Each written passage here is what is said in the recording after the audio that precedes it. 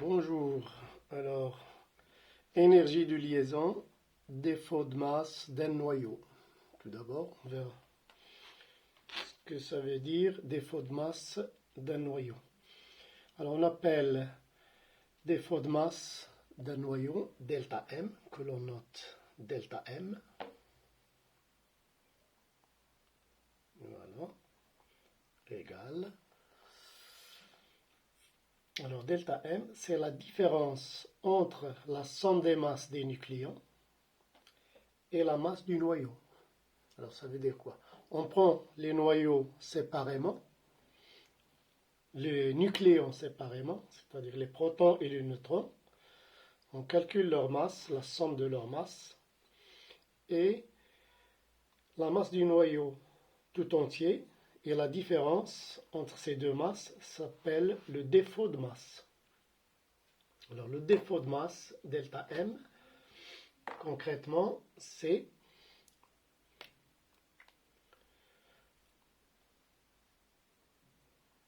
la masse des nucléons.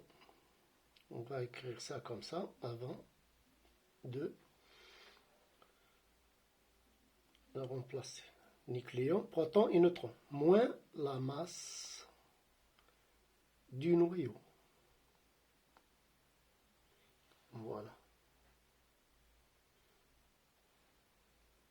La masse du noyau. Voilà.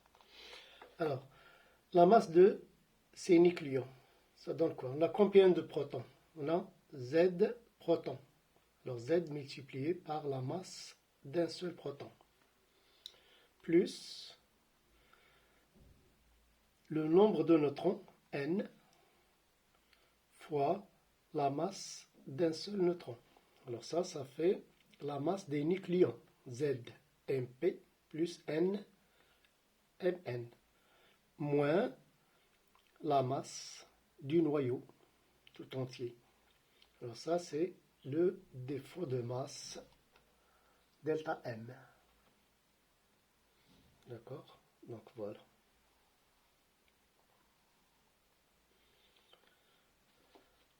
Alors, notons bien que le nombre de neutrons N, c'est A moins Z. Le nombre de masses moins le nombre de protons. Voilà.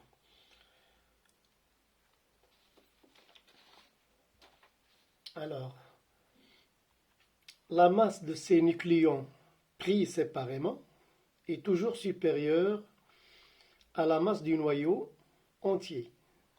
Donc, ce défaut de masse pour un noyau est toujours positif. Cette partie-là, la masse des nucléons pris séparément est toujours supérieure à la masse du noyau entier.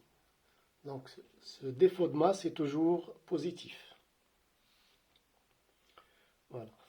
Alors maintenant, énergie de liaison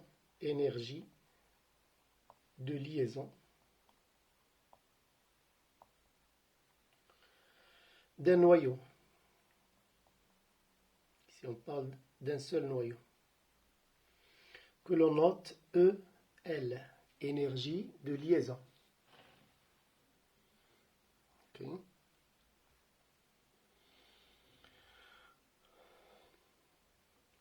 Alors, l'énergie de liaison, par définition, l'énergie de liaison d'un noyau, ou on l'appelle encore énergie de cohésion, qui fait que les nucléons soient ensemble, c'est la cohésion, et l'énergie qu'on doit fournir au noyau en état de repos pour faire séparer ces nucléons en restant au repos. Alors ça veut dire quoi tout ça? Alors nous avons le noyau qui contient des nucléons qui sont en cohésion. L'énergie de liaison, c'est l'énergie qu'il faut fournir à ce noyau, à l'état de repos, pour éloigner les nucléons les uns des autres, pour séparer les protons et les neutrons et les éloigner et les laisser au repos. Alors, on exprime cette énergie par la relation d'Einstein, toujours, Alors, cette énergie correspond à l'énergie qui correspond au défaut de masse. L égale delta M C au carré.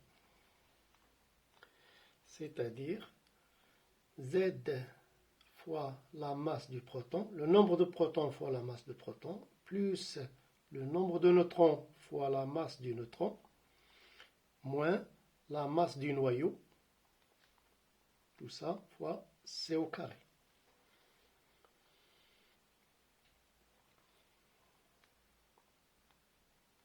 Voilà. Ça, c'est l'énergie de liaison d'un noyau. L'énergie qu'il faut fournir au noyau pour séparer ses nucléons, pour éloigner les protons et les neutrons les uns des autres. Voilà. Alors maintenant, énergie de liaison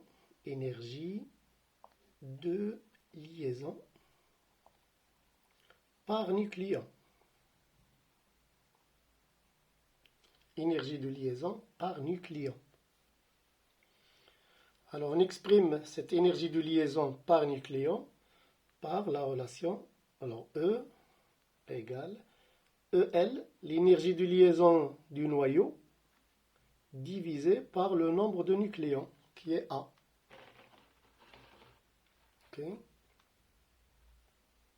Donc énergie de liaison par nucléon, énergie de liaison par nucléon, c'est l'énergie de liaison du noyau, EL, qu'on a calculé précédemment, divisé par le nombre de nucléons A. C'est-à-dire ZMP plus NMN moins M, la masse du noyau, tout ça fois C au carré, divisé par A. Voilà. Okay.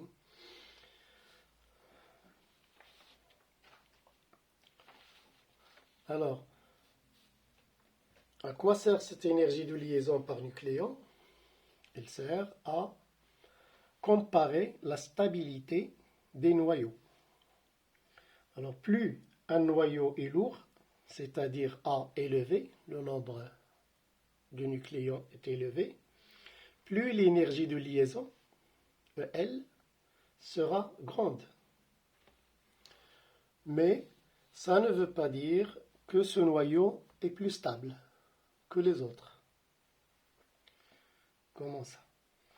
Alors, l'énergie de liaison sera importante, puisque le nombre de nucléons est important, mais lorsqu'on divise par le nombre A pour trouver l'énergie de liaison par nucléon, ça change.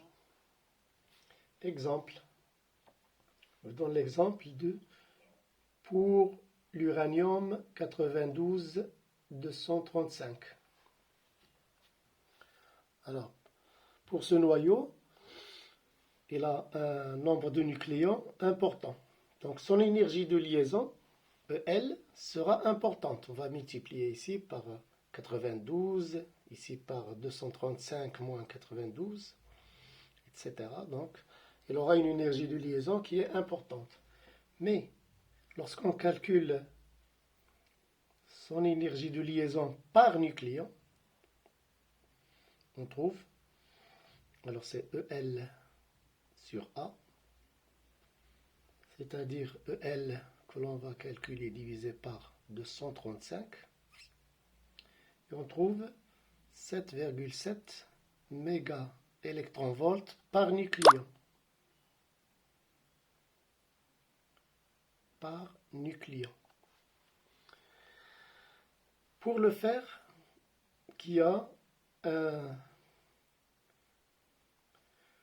nombre de masse de 56, alors, inférieur à celui de l'uranium, comme vous voyez.